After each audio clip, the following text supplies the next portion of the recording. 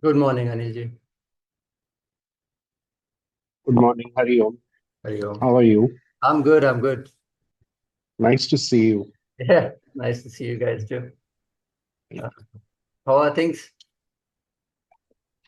Yeah, things are good, could be better. We Mhm. always hope for better days. Yeah.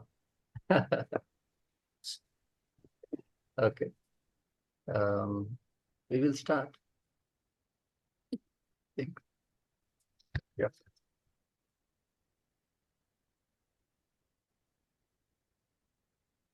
Om Pratasmarami Hridi Samspuradaatmatattvam Satchit Sukham Paramaham Sagatin Turiyam Yat Swapna Jagara Sushuptamaveti Nityam Brahma Nishkalamaham Najabhuta Sangha.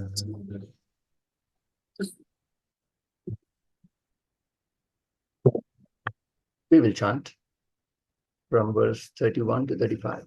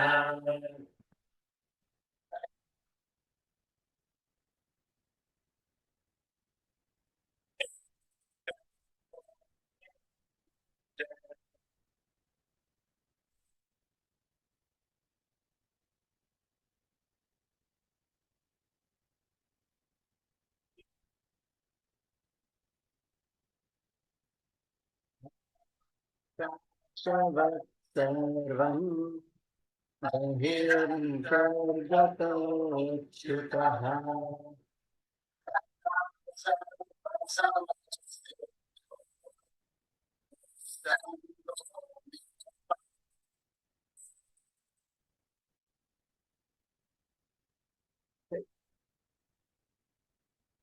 Has everybody watched the video last time that we shared on law of karma? Any questions from there? From law of karma? We watched.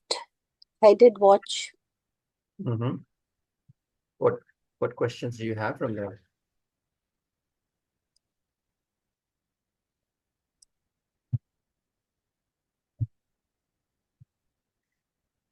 That only look.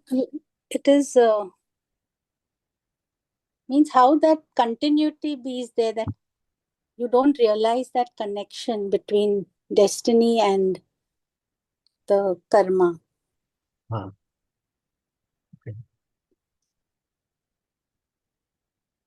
Yeah. So, see, I remember Swamiji telling us in our course that I must have mentioned this to you, that when he was a child, um, he had a garden in front of the house, and kids used to come from around outside and then play with him. And there was this kid, it seems, who used to pick up centipedes. Centipede is 100, and then smash their legs. It's a child, he doesn't know much. He used to do it. Not a child, but he kind of like a maybe 12 or something. I don't know. And then Swamiji saw him a couple of times, and then he said, "Hey, if you do this, then you can't come to my place." Yeah, stop doing this. The interesting thing is, that's where that episode ended. And when Swamiji was in Chinmaya Mission, learning from his guru, Chinmayananda, he came to know about this law of karma and this and that. He comes to Chennai for some work, and then he hears that this boy met with an accident. He was driving a bike, and then there were like tires on a truck, like big tires or something like that, heavy ones. And then that fell on him, and he lost both of his legs. Now, it's interesting, but we would immediately connect those, right? Some would be very skeptical to connect those. But what Swamiji was saying is, see, in my experience of studying Vedanta and observing Vedanta, I seem to connect that. I seem to connect that. He was doing that, he got that back. There are a couple of ways to look at this. One is, a fact is a fact, right? What you give is what you get. Another way is, see, he got that back. We tend to blame him. अच्छा हुआ उसको, ऐसे ही होना था. That's another way. A third way is a very like an agnostic way. I don't believe in all this. How do you connect those two random events? You won't know. You don't know. Another way of relating to it is, maybe it may be true. Maybe. So I better be careful. I don't know the whole story. So of all these scenarios, I preferably would want to take the last scenario, where, hey, I don't know. Maybe it's true, maybe it's just humbug. But when I see my life, when you see your life, when you see people's life, at least at the physical level, you see the causes that relate to the effect, isn't it? So if a person has a heart attack, or as if a person has some kind of skin disease, or some kind of ailments or backache, now people come to know that it may be more not to do with the physical, but the emotional stress that you're going through. It's called psychosomatic diseases, and there is enough evidence to show that. It's not somebody's making it up. It is very true. You stress all the time. You can see it on your face. You can see it in your body. It expresses. So when you see certain effects, cause and effects, when you start noticing certain things in life and in yourself as well, then you start to question, maybe it's true.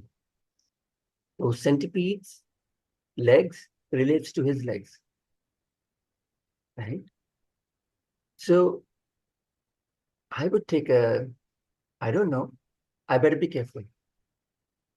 Right? In philosophy, any thought is an action. That is the very scary part. You see many people going away with malicious intentions and actions scot-free. You see that. But you don't understand that, as I said, what is a psychosomatic disease? Mentally you do, physically you get, right? So it may also be possible that physically he has done so many atrocities, and mentally you think he'll be free. Though physically he is very comfortable and safe, let's say a politician or anybody who's a hooligan or a goon, he does all kinds of stuff outside and you don't see any repercussion. He goes outside, just the police doesn't do anything. But you think the law of causation doesn't work there? And I bet any of us, anywhere in the world, would prefer physical pain than mental pain. So mentally, if I'm happy, my body is, dying of cancer, I'm okay. But physically, I'm okay, but my mental frame of mind is horrendous. I just want to commit something, to myself. Which would you prefer? I would prefer the first one. Even though I have cancer, I'm dying, body is dying. I'm happy, I'm have a positive look. Right?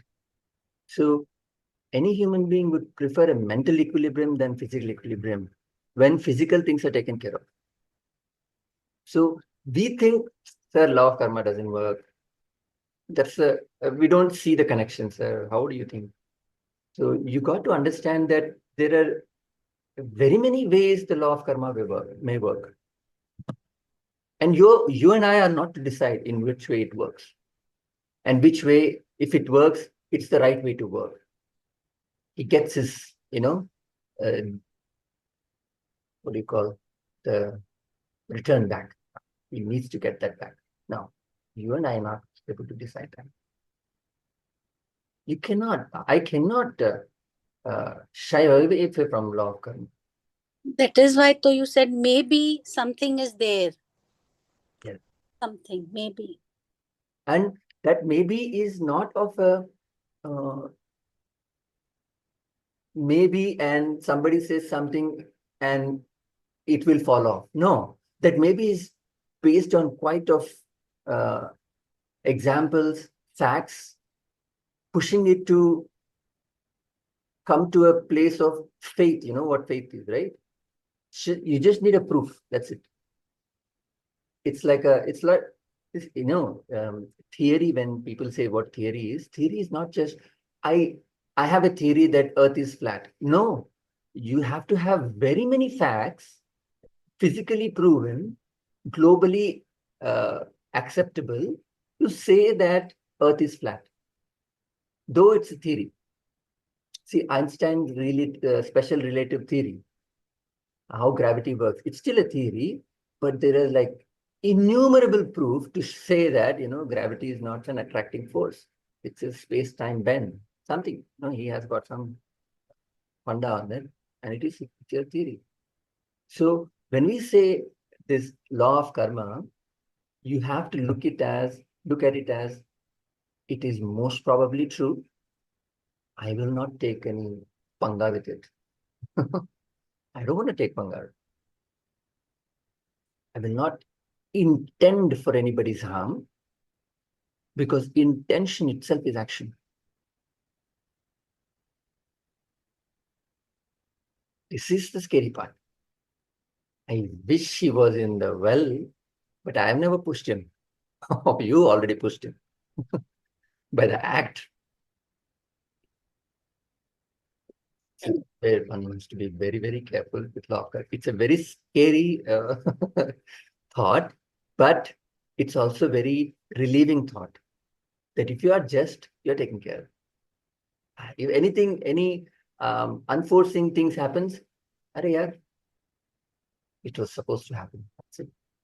And it is for my good. So can one change one's vasana? Of course you can change your vasana. If not for that, life is quite sad, You can change your vasana, but there is always a caveat there. Human beings function in a certain frame, and the frame is quite large. So in the sense, you have traffic laws. In that traffic laws, you are free to roam about. I'm not talking about India, but if you go to Saudi Arabia, not even America, you have traffic laws. But within the traffic laws, you have a lot of freedom. Now, when I say you can change your vasanas within certain boundary, I don't know the boundary. Nobody knows the boundary. Within that boundary, you can change yourself. That's why I say this all the time, because we do not know what is that boundary, and sometimes we think that our efforts don't pay the dividends. So when you see certain areas where your efforts don't pay the dividends, you must understand that, hey, I don't know the boundary. I will still put the effort. And even if you really put the effort, really 100% put the effort, 100, 110% you put the effort, and you don't change, then you have to understand that's the boundary. But you don't get to that conclusion. I put like 5% of effort and I'm not able to decrease my weight. That's the boundary. No, no, no. You put 110% of your effort. You put dilo jaan se kaam kiya uske upar.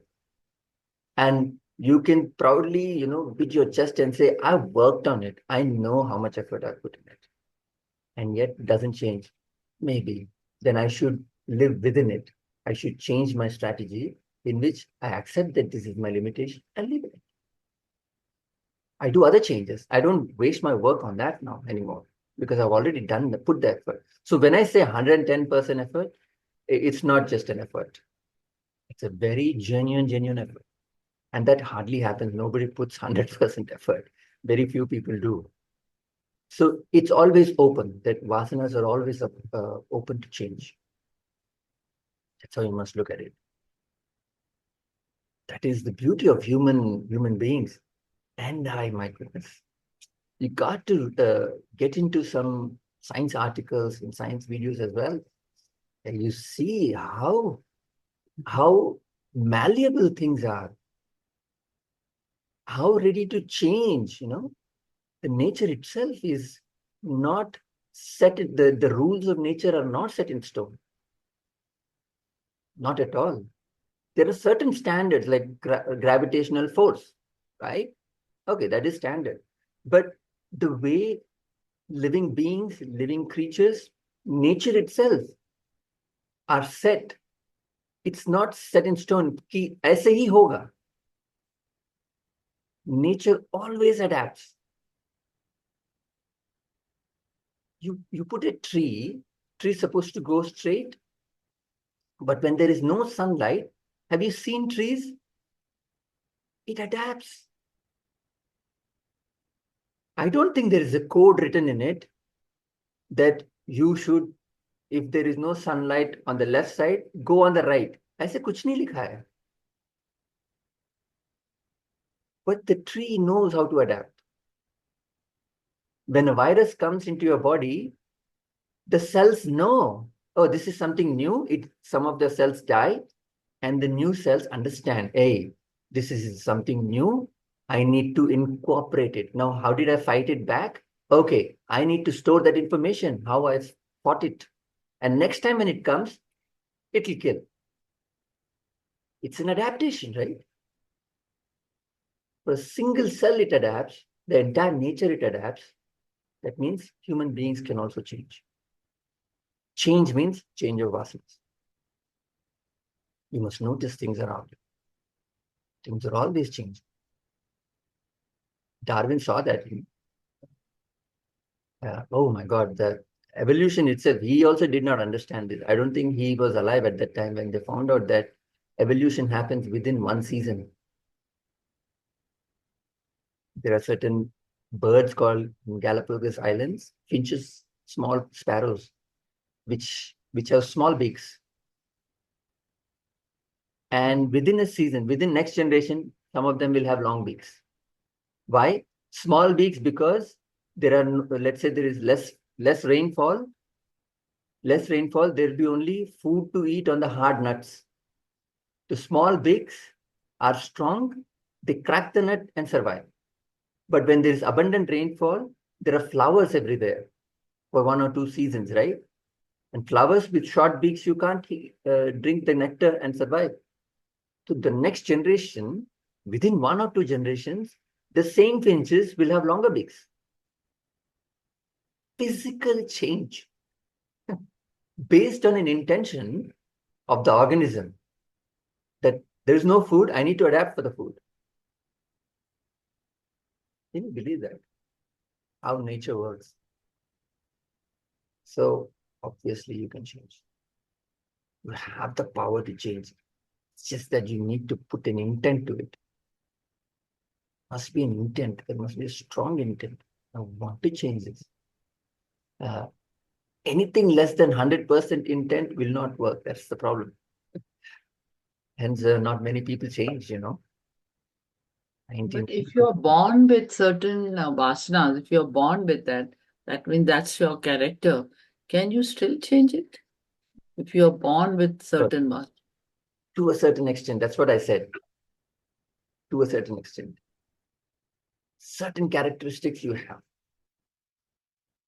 You got it while you were growing up, got it from your, I don't know, the society, whatever you are. Certain aspects, you can change them for some time. To a certain extent. That's where your effort has to be. But your attitude is, I can change it. Because you see, everything changes. And what if you can change it? And it's not like a permanent thing. It may be a learned attribute that you've got it. You can always unlearn. So that's the difference between prarabdha vasanas and sanchita vasanas. Prarabdha vasanas are the vasanas that you're born with, period. It cannot be changed. But nobody knows what the prarabdha vasanas are. And how these concepts came about is also very interesting. See, you have a set of vasanas. It's called sanchita vasanas.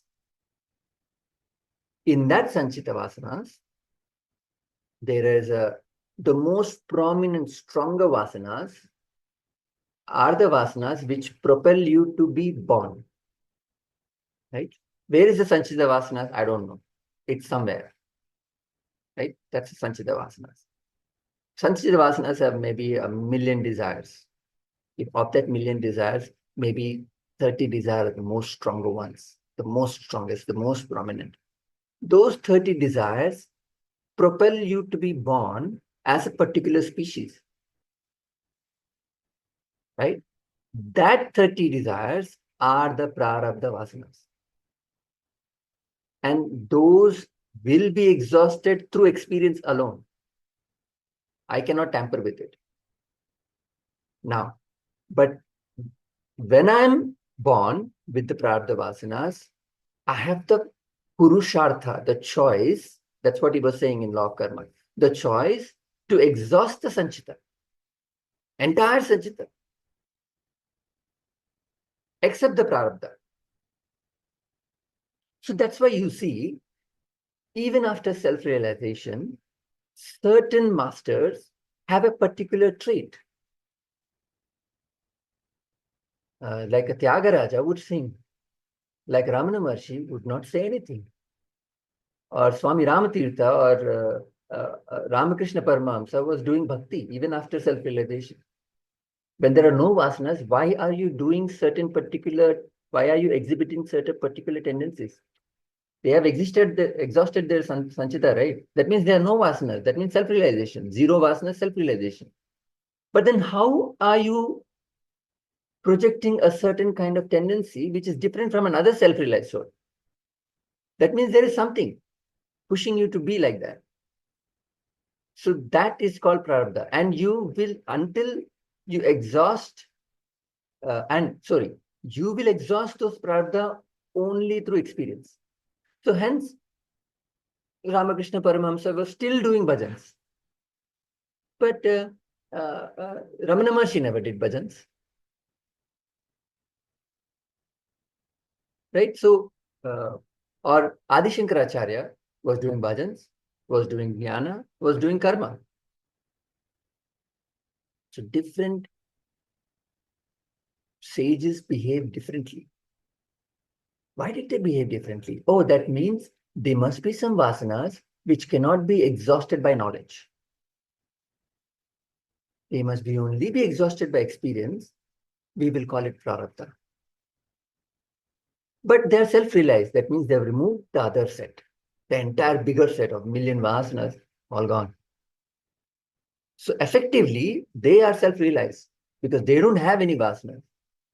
What is being exhibited is being exhibited automatically. They have no say in it. They don't have a desire to sing, but they sing. They don't have a desire to do bhajans, but they do bhajans. They don't have a desire to go and speak to the public. It's not something they want to do. That is their nature. It happens. It exhibits. They have nothing to do with it. You go to a Swami, he will scold you. He doesn't have any desire to scold you or correct you or put you down. It's that it happens. It's very, very interesting. And you see Swamiji also very interesting. He has particular reaction with a particular person, automatic. It's so interesting. So when we meet people, right, we don't exactly behave the same way with everybody, right? Depends on how we feel we behave. Have you noticed that? So there are set of people, you meet your bhai, you meet your friend, you meet your brother, right? You will behave, you don't behave with them exactly the same way every time. Let's say you're happy, you behave differently. Let's say you're sad, you behave differently, you talk differently. But that's not the case with Swamiji.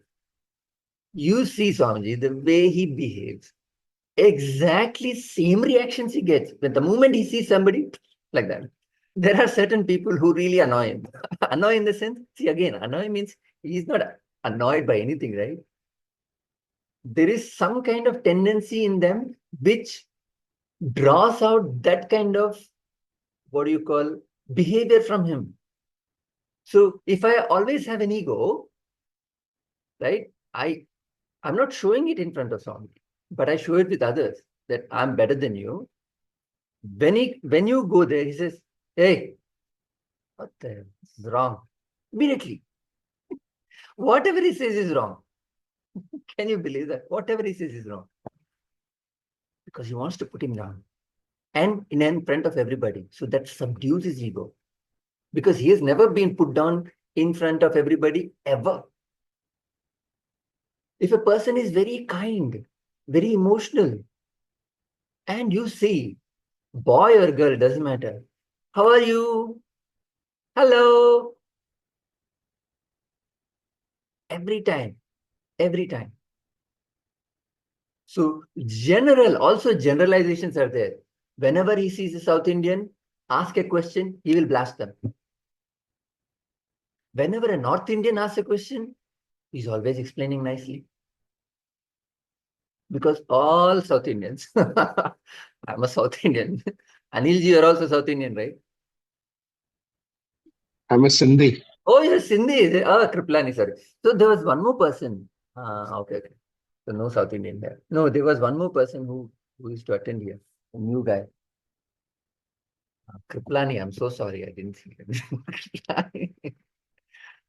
Not at all, but I have very strong lineages with the people of the South. Oh, okay. But if you see South Indians, they know it all.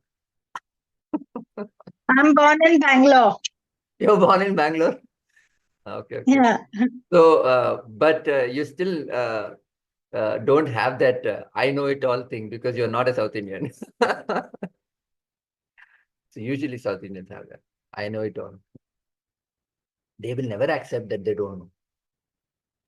But Vivek, I we said have we are all something. Sindhis. Huh? We all Sindhis. We are all Sindhis with one South Indian. Vivek, South Indians have something. They are born more intelligent. Otherwise, you see most of our scientists or our computer engineers, they are born generally with that because there is something in their genes. So I believe intelligence is the way you groom people.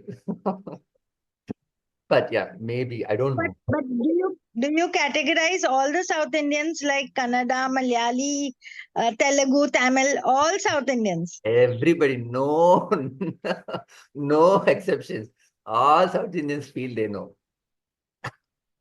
Yeah, that's the reason they don't know much. And all North Indians, they have humility. They want to know. So that the way Swamiji connects to them is different.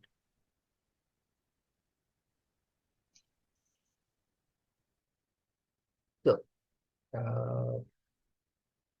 they don't have, what I was trying to say is they don't have their individuality. That's the Prarabdha. So Sanchita Prarabdha. So you can't exhaust the Prarabdha. Forget about it. But you don't know what Prarabdhas are. So exhaust everything. That's the approach. The meeting will end in 10 minutes, it says, but we'll reconnect. I don't know why. Okay, so that was law of karma. You must have noticed. Now let's go back to verse 31 of Atmabodha. We will chant it twice. Shariraadi Karam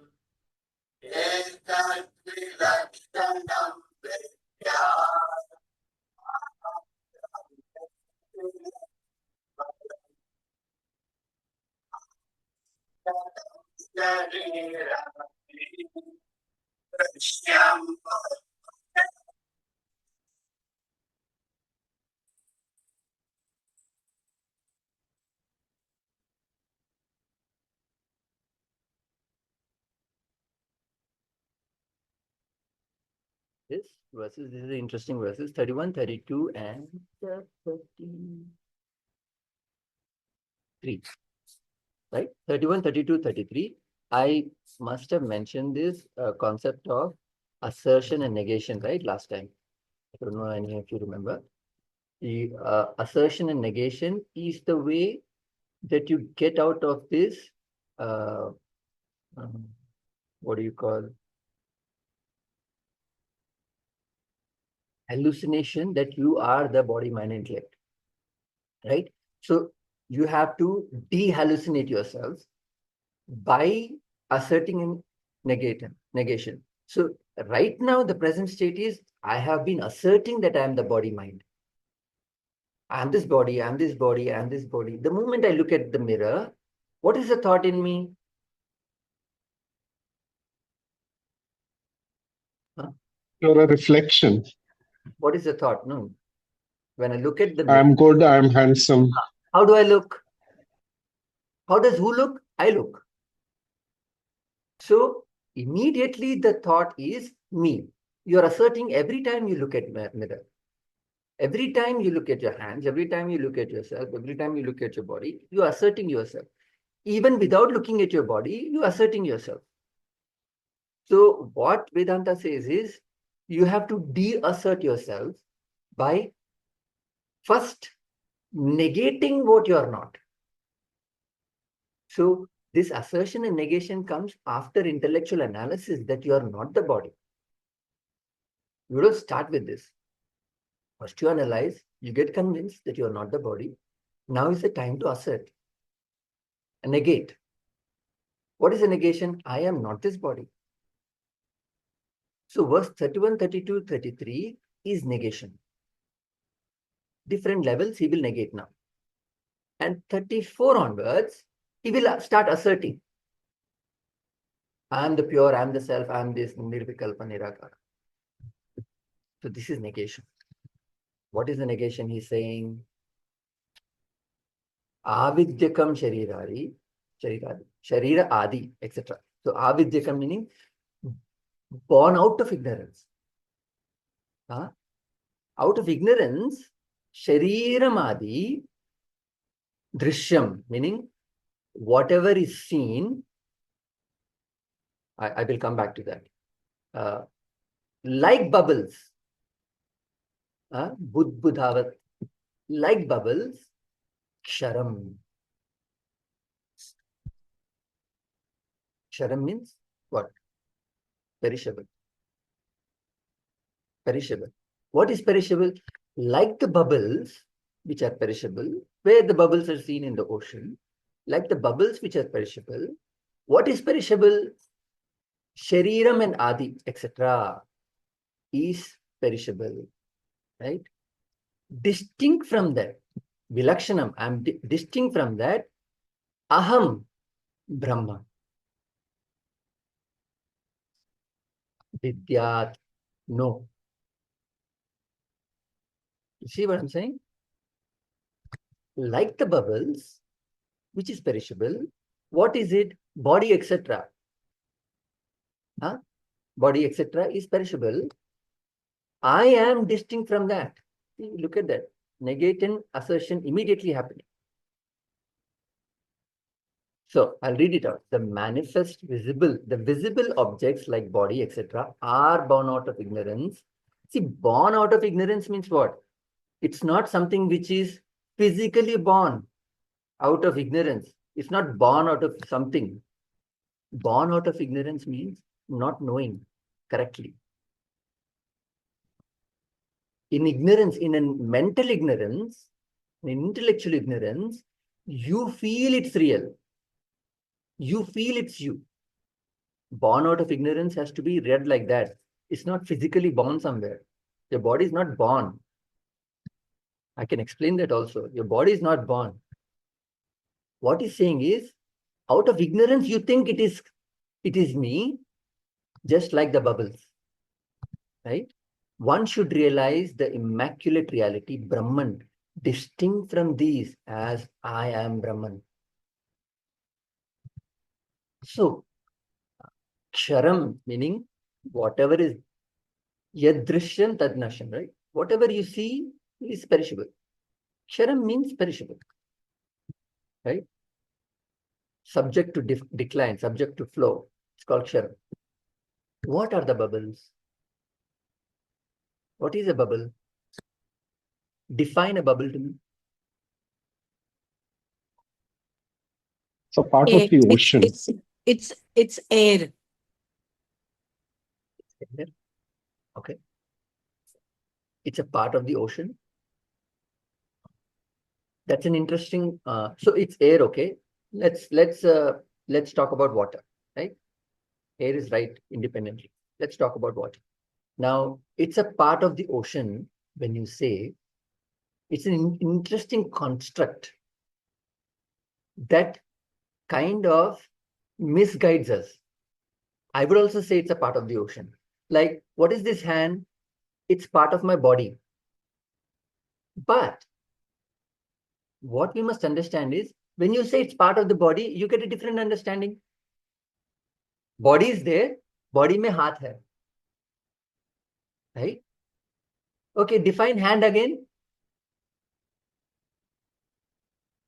Without using the part of the body. What is hand? Hand Something that makes you do things. Okay. In terms of body. You said part of the body. Define more correctly. What is a hand? Fingers, palm. No. What is a hand as a unit? In terms of body, you explain, na? Part of the body. I say, refine that different definition in much truer way. What is a hand? I don't know if I'm able to ask the question correctly, but hand is body. It's part of the body. No, correct. Part of the body, but it's when we say part of the body, you get a different understanding. What is the understanding? Body is there, body pe haath laga hai. No, please understand, hand equals body, right? Why am I saying it's a part? I don't know why I say that. It's actually a wrong statement.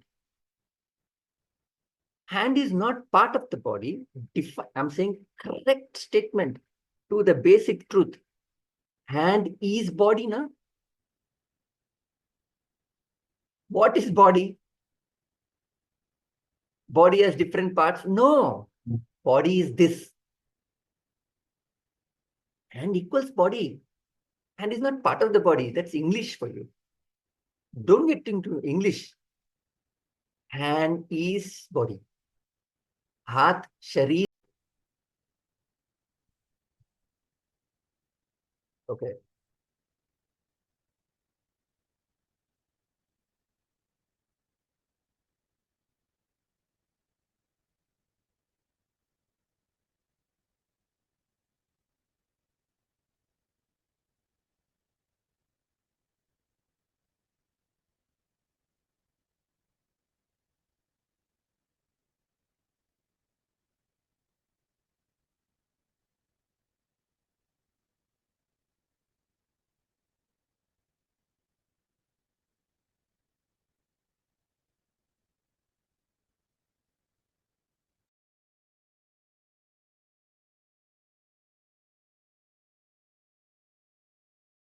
So yeah, sorry, this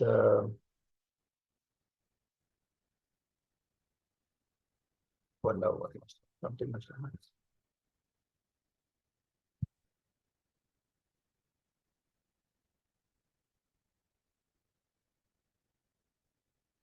That Ashati class and Sangeet.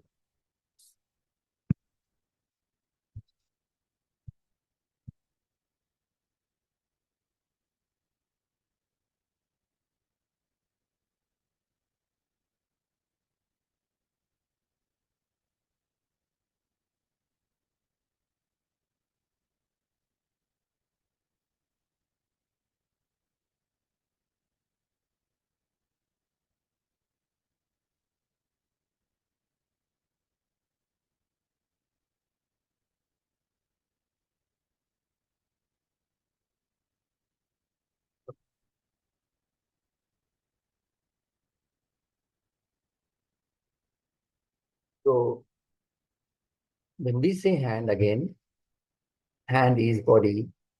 When you say bubble, bubble is what? Ocean. There is no such thing as bubble.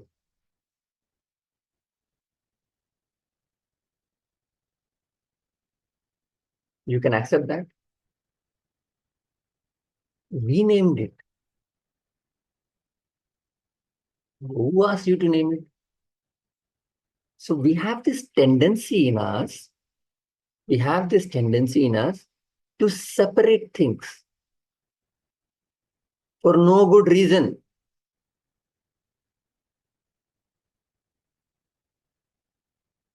Why do you say bubble? I understand, because you want to say something, you want to. That's a human tendency. The human tendency is to separate. The human tendency should be to amalgamate. Everything we separate. You have to join everything. That should be your intellectual exercise every time that you go into the world. Combine things, not segregate. Segregation comes easily because everything is different anyways. Seems different. So you would see a wave and some alien would come and say, what nonsense? What is a wave? पागल है तुम लोग. Ocean ही है ना. कहाँ wave क्या होता है? वेव तो पानी, ओशन पानी. आप पानी को दो नाम क्यों दे रहे हो? Wave is nothing but ocean. Bubble is nothing but water. Now, go back to the verse. Avidyakam shariradi. So what is he saying? Shariram and other things are all Brahman. That is what he is saying.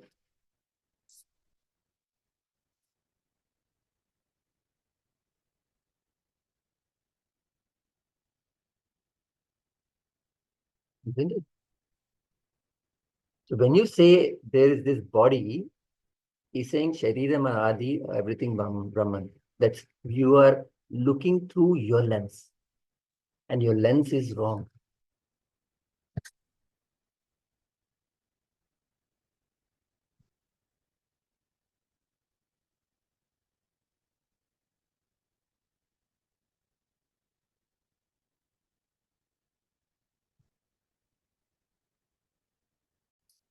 being distinct from the body, I have no birth, old age, senility, death, etc.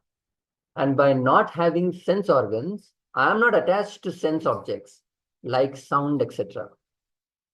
So, like body, etc., like sound, etc. So when they mean one, they mean many. They don't want to explain everything. Sound, etc. So what is saying? Since I am not the body, then the effects, what effects that the body goes through, nothing to do with me. Right? So what are the effects? The body goes through Janma, Mrityu, Jara, Vyadi, right? Janma, Mrityu, Jara, Vyadi. It goes on. I have no birth. Why? I was not born. Oh, I have no old age.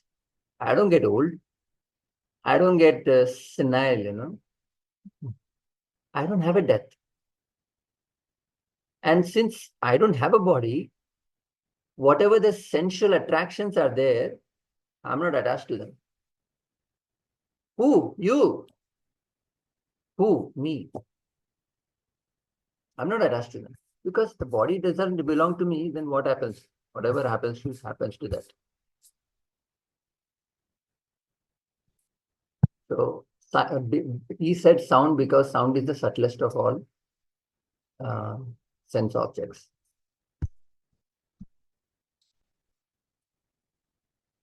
But the body is responsible for the actions it does, no? So it cannot just vanish like that. The body is there, and whatever we act, we have to wait for the results. You are responsible for the body's action. Body has nothing to do. Body is just a vehicle. It's a shell. You are functioning through that shell. Then who's responsible for the actions? You. So that's what I'm saying. But you are not the body. That's what he's saying. You are responsible, but you are not the body. There's a difference. You are responsible, but you are not the body. You have nothing to do with the body itself. He made a greater statement. I have nothing to do with the body. Then what is karma? Then what is karma if you are talking about karma? Karma is your thoughts. Your thoughts are grossified into actions. Actions are committed by the body. But you are not the body. Radio waves is not the tape recorder.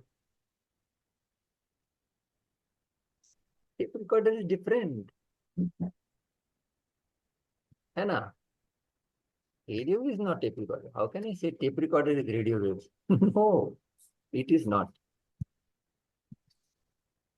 Just like you are not the body. Body is the tape recorder. You are the radio waves. Because of your intent, it expresses. Oh, everything happens from the brain. I don't know what they know. Express. You are conscious through here because you are using this tape recorder.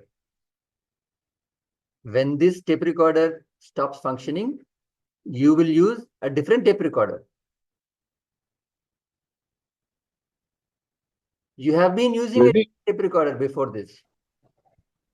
This is not the tape recorder 100 years ago that you were using. 100 years ago, where were you? You are still there, but using a different tape recorder. The body is not you. That is what he's saying. You express through body. Vivek, you're coming back to the same thing, that it is the Atma which is expressing everything, because the brain also is being reflected by the Atma. The ability to think is also because of the Atma. As they say that the driver in the car is responsible for taking the car everywhere. The horn won't blow on its own, or the steering wheel won't move on its own till the driver is not in the body. So you're coming back to the same this thing that it is the Atma which does everything. No, that's the thing. That is the issue. You are not the driver, you are the passenger.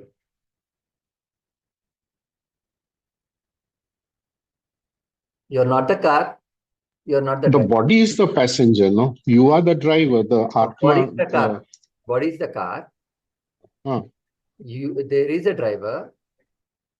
You are the passenger. In true words, what does it mean?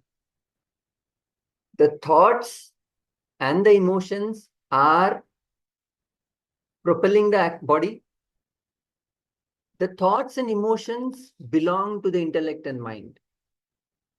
Then what are you? You are observing the intellect and mind emote and intellect and think, and the body act. You are the passenger. You're not the driver. Who is the driver? Mind and intellect is the driver. What is it driving? The car, the body. Who are you? You are, in the chariot example, who are you? You are Arjuna. You are not driving the chariot. The chariot is the body. The 5 horses and the chariot is the body. Krishna is the intellect, driving the body. You are Arjuna, sitting there, watching the whole thing. It's very interesting. So you are the passenger, watching your mind and intellect behave in different ways, using the body in different scenarios. You are just watching it. I can't say the passenger is responsible for the accident. The intellect is responsible for accident. Intellect or the mind. Body is not responsible for the accident. Body is being met with an accident. Who is the cause? The mind and intellect. Now the question here is, if you are you are Arjuna, or if you are the passenger, then who is the intellect and the mind? This is the issue. The issue is, I believed I am the intellect.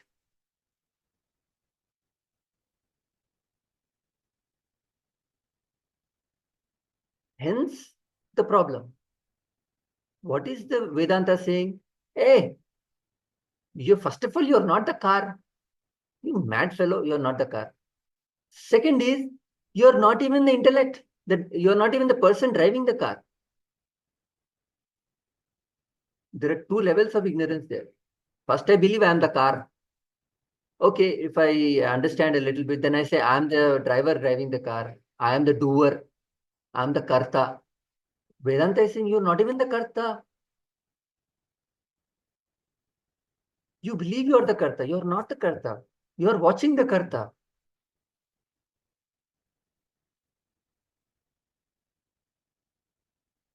You have to get 2 levels behind. That passenger, that consciousness which is the sakshi for the karta, is you. I believe I'm the karta. No, not the karta. You are looking at the karta. You are looking at yourself doing all kinds of nonsense or all kinds of good things. You are not doing the nonsense.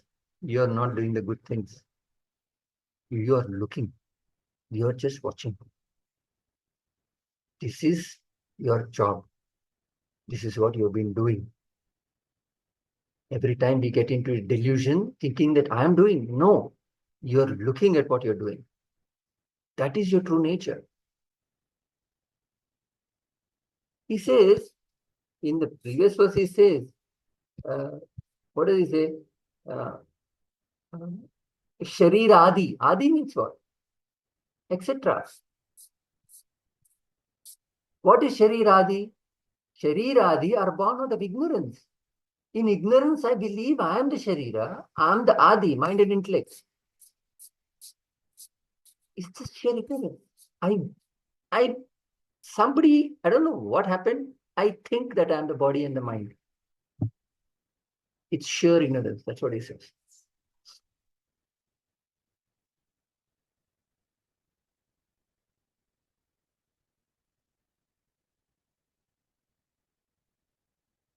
Okay. Any questions?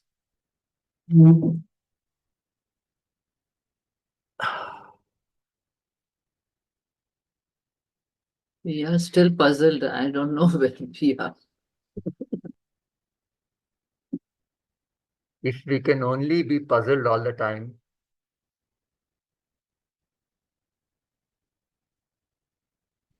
that would be a state I want to be in. I don't know about you. But the problem is, I'm very sure I'm not. I'm very sure who I am. But we want the answer, no? We are not getting that answer. The question is more important than answer. Hmm. The question is more important. We don't even doubt it. See, it's called a Dunning-Kruger syndrome. It's just that somebody, Dunning-Kruger syndrome. Some American will say, this is my concept and put their name on it. Anyway, the concept is, the more ignorant I am, more sure I am. A wise person is always unsure. You go to any field, you talk to anybody, and immediately you can find who is ignorant, who is not. If you see surety, that person is ignorant.